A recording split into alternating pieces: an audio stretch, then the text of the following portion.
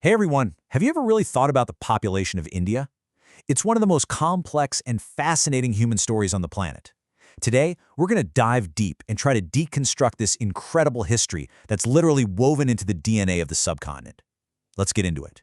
So let's start with a really provocative question, one that gets right to the heart of it. Why is it that you can't really talk about a pure race in India? For a long time, anthropologists have all pretty much agreed on this. The idea just doesn't fit. So how did this incredible human tapestry get created in the first place? Well, let's find out.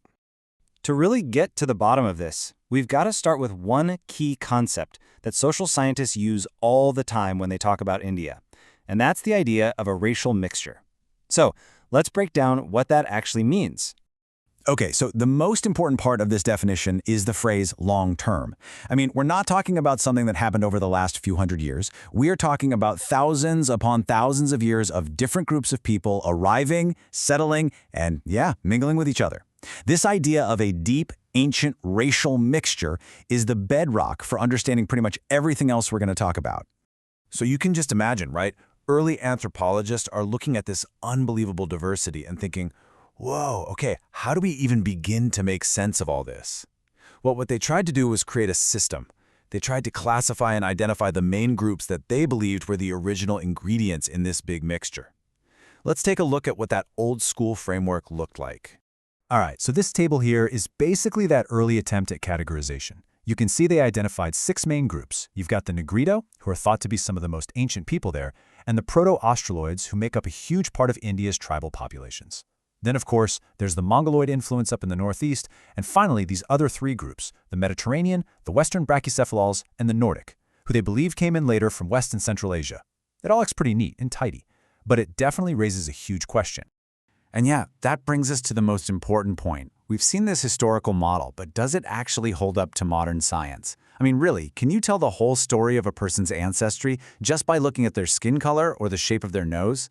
The short answer? No, not really. Science has taken a massive leap forward.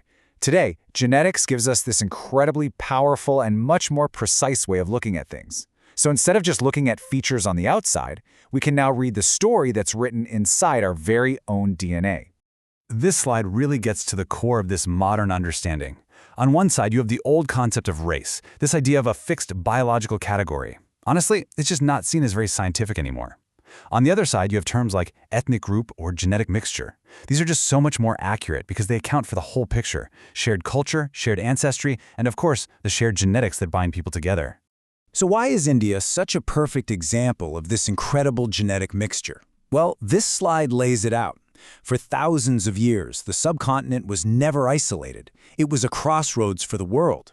It was a major hub for trade, a target for invasions, and a destination for wave after wave of migration.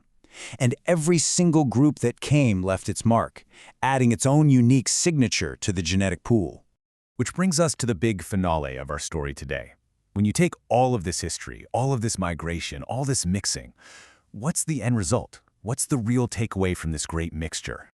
And this quote just says it all, doesn't it? The result isn't chaos or confusion, it's richness.